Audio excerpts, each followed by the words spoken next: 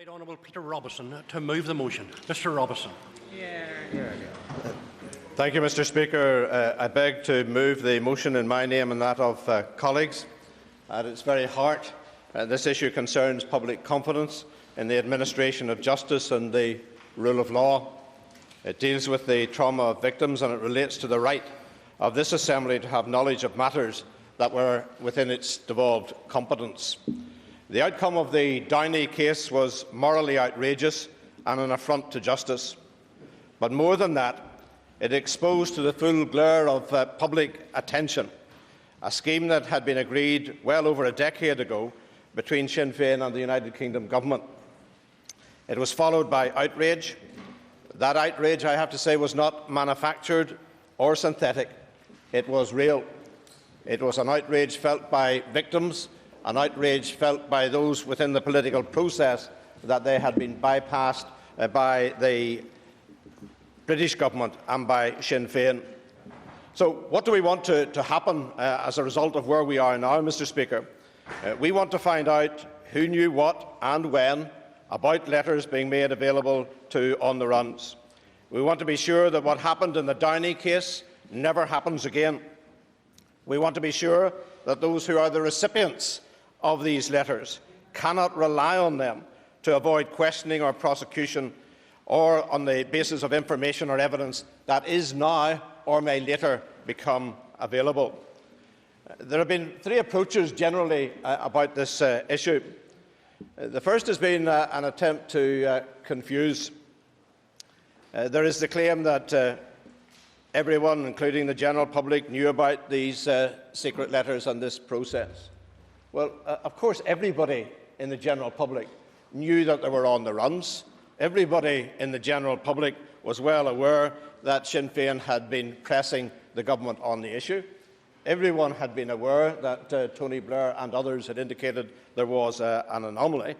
But I don't believe that anybody other than Sinn Féin in this House was aware that there was an administrative process and the provision of letters of comfort to on-the-runs. Now, it's no surprise that local parties were not told anything about the deal, because in the court judgment it stated that Mr Adams expressed the view that it would be better if there was an invisible process for dealing with OTRs, and that may indeed explain why this was done in secret. Again, on the Nolan television programme, the representative for North Belfast, Mr Kelly, admitted that Unionists were kept in the dark because if they had known, there would have been a crisis. The second approach, of course, to dealing with this issue is to ignore the central issues and attempt to use the matter for cheap party political purposes. There are those who may wish to hide in the cupboard and whinge, but they secured absolutely nothing from the government. Why is it that those who make the most noise often accomplish the very least? The third approach, of course, which is my party's approach, and I'm glad to say that of others, is to use the apparatus which is available to get questions answered, to get to the truth, and that's the approach that we will seek to take. Let me make it clear that this British Government Sinn Féin scheme is and was wrong. Many people considered it had the impact in the Downey case of providing an effective amnesty. The scheme has the impact of doing what Parliament refused to do, and doing it in a clandestine and inequitable fashion. This incident raises a number of fundamental issues which demand answers.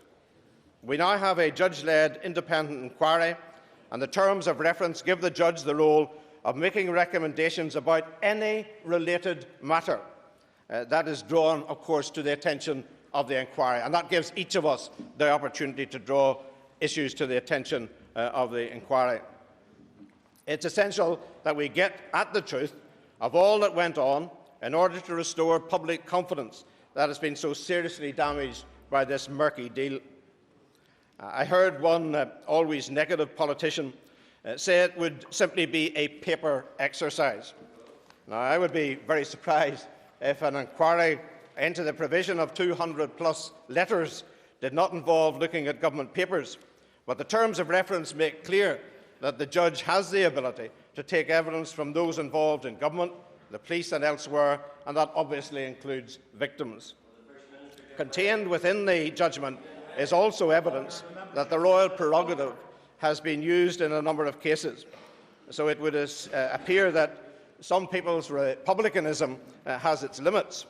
The RPM, of course, is used for those who have committed criminal offences. So we are not just talking about people who there is no police desire to question or prosecute. We are talking about people who have been convicted in the courts and have been allowed to go free, or who have escaped and have now returned covered by a pardon. But this is not just an omission by the government of the day, it was a deliberate deception.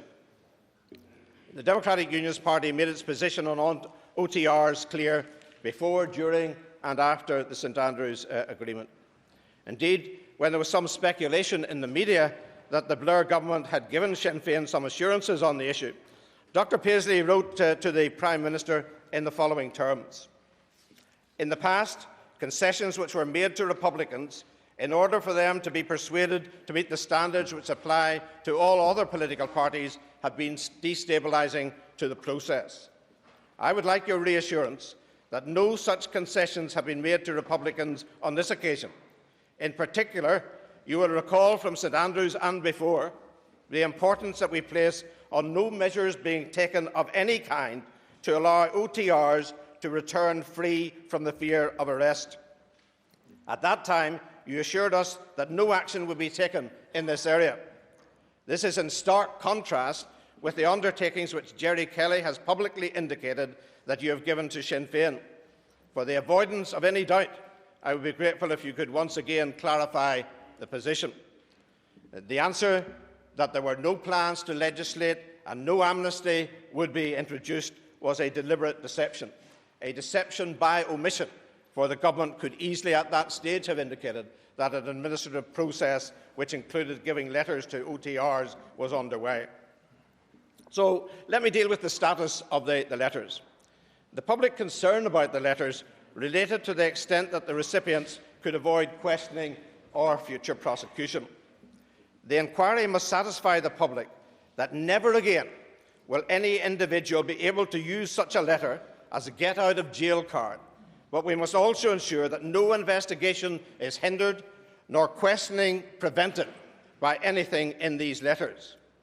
The Secretary of State's agreement, and I quote, "to take whatever steps that are necessary to make clear in a matter that will satisfy the courts that any letters issued cannot be relied upon to avoid questioning or prosecution for offences where information or evidence is now or later becomes available."